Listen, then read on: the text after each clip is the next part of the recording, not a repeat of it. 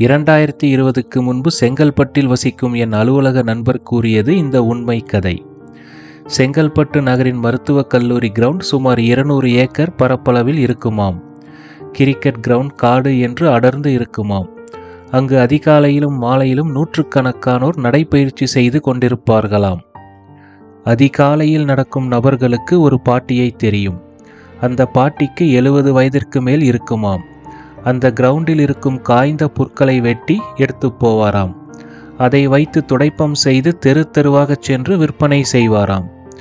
ஒரு நாள் மாலை இதே பாட்டி ஒரு காயலான் கடைக்குள்ளிருந்து வருவதை பார்த்து என் நண்பர் அவரிடம் பேச்சு கொடுத்திருக்கிறார். இங்கே என்ன பாட்டி பண்ணுறீங்க? பாட்டில் எல்லாம் போட்டு காசு வாங்கிட்டு போகலான்னு வந்தேன் கண்ணு. எவ்வளவு கிடைச்சது? 200 ரூபாய் கண்ணு.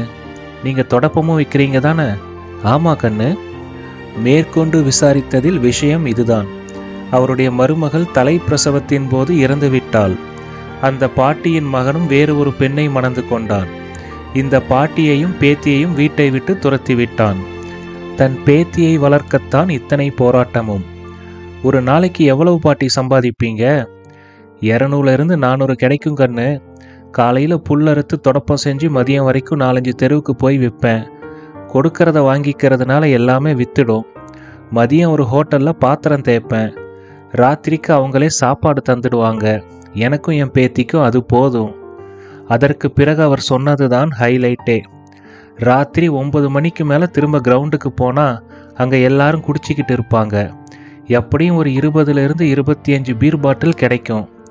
ஒரு பாட்டிலுக்கு காயலாங்கடைக்காரன் 10 ரூபாய் கொடுப்பான். என் நண்பருக்கு என்னவோ போலாகி விட்டதாம். பாட்டி, பேத்தி என்ன படிக்குது என்று கேட்டிருக்கிறார். ஏதோ பிசின்னு சொல்லிச்சு கண்ணு, 2வது வருஷம். அந்த பாட்டியின் பேத்தி பிஎஸ்சி 2ஆம் வருடம் படித்து கொண்டிருந்தாளாம். ஒரு சேரி போன்ற பகுதியில் மாதம் 600 ரூபாய் வாடகை குடிசையில்தான் பாட்டியும் பேத்தியும் வசித்து கொண்டு வந்தார்களாம். சமீபத்தில் என் நண்பரை பார்க்க நேர்ந்த போது அவரிடம் இவர்களை பற்றி விசாரித்தேன்.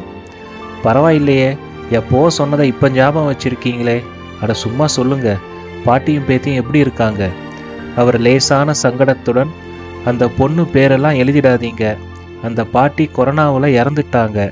அந்த பொண்ணு படிப்பை முடிச்சுட்டு சென்னையில் ஒரு பேங்க்ல வேலை செய்துகிட்டு இருக்கு என்றார். அந்த பாட்டி இறக்கும்போது தன் பேத்திக்கு 6 பவுன் தங்கச்சங்கிலியும் 3 லட்சம் ரூபாய் வைப்பு தொகையையும் விட்டு சென்றிருக்கிறார். இவர் ஒரு நாள் அந்த பாட்டியிடம் கேட்டிருக்கிறார். ராத்திரியில் தனியாக பாட்டில் பொறுக்க போறீங்களே, பயமா இல்லையா என்று கேட்டிருக்கிறார். பயந்தா மானத்தோட வாழ முடியுமா கண்ணு? என் வீட்டுக்காரனும் இல்லை, என் புள்ளையும் என் பேத்தியை சேர்த்துக்கல. என்ன பண்ணுறது சொல்லு? அப்புறம் அந்நேரத்துக்கு போனாதான் பாட்டில் எல்லாம் உடையாம கிடைக்கும். உடஞ்ச பாட்டிலுக்கு காசு கொடுக்க மாட்டான். அந்த பாட்டியின் பேத்தியையும் என் நண்பர் ஒரு முறை சந்தித்திருக்கிறார். அந்த பெண் அழுது கொண்டே, நினைச்சாலே ரொம்ப கஷ்டமாக இருக்குது சார். என் பாட்டிக்கு 10 வருஷமாக கண்ணு சரியாக தெரியாது. காலில் முள், கண்ணாடி துண்டெல்லாம் குத்தி அடிக்கடி ரத்தமாக வலியும். சும்மா தேங்காய் எண்ணெயை தடவிக்கிட்டு அப்படியே வெளியே போகும். நான் டிகிரி வாங்குறதுக்கு 2 மாதத்துக்கு முன்னாடி தான் செத்து போச்சு. என் பாட்டியும் நானும் சேர்ந்து ஒரு ஃபோட்டோ கூட எடுத்துக்கிட்டது இல்லை சார் என்று கூறி அழுதாலாம். இந்த பதிவு உங்களுக்கு பிடிச்சிருந்தா லைக் பண்ணுங்க, ஷேர் பண்ணுங்க, கமெண்ட் பண்ணுங்க, எங்கள் சேனலை சப்ஸ்கிரைப் பண்ணுங்க.